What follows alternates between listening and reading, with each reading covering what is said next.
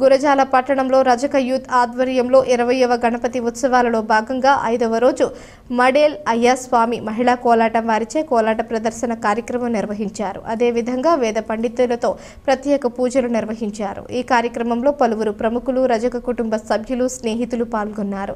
ఈ సందర్భంగా వారు మాట్లాడుతూ రాష్ట్ర ప్రజలందరికీ మంచి జరగాలని, మంచి పంటలు పండాలని ఆ దేవుణ్ణి కోరుకుంటున్నామని రజక యూత్ వారు తెలియజేశారు.